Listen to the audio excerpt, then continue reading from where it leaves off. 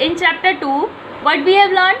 In chapter 2, we have learned about the nutrition, as we have learned about the nutrition in the chapter first too. So what is nutrition? The process by which organisms take in food and utilize it in order to survive. That is the nutrition. After that, we have learned about the steps of nutrition in short, about the ingestion, digestion, absorption, assimilation and egestion. Okay. After that, we have learned about the human digestive system. First, we have learned about the human digestive system. In this portion, we have learned about the parts of the digestive system. Okay, digestive system, the parts: mouth, esophagus, stomach, liver, pancreas, small intestine, large intestine. Okay.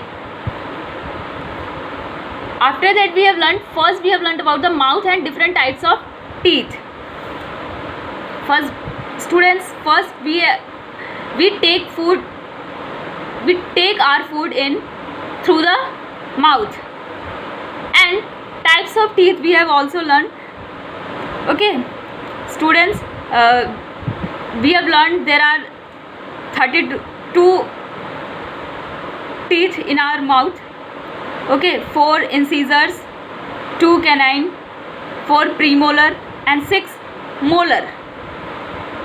Okay, incisor is for cutting and chewing, canine is for biting and cutting the food, premolar also for biting and cutting the food, and 6 molar are crushing and grinding the food. After that, we have learned about the esophagus and the food pipe. Through the food pipe or the esophagus, food gets down towards the stomach. After that, we have learned about the stomach. Okay.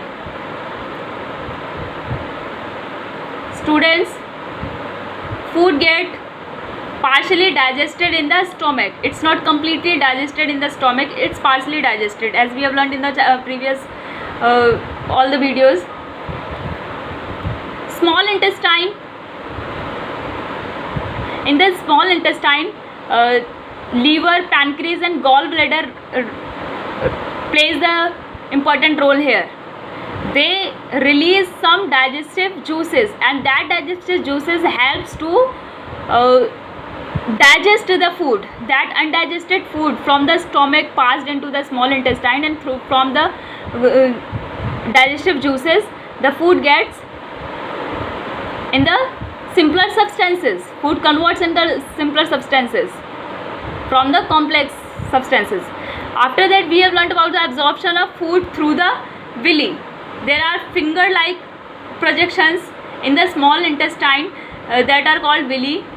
Through these villi, the food get absorbed by the body. Assimilation of food here through the villi and the blood capillaries.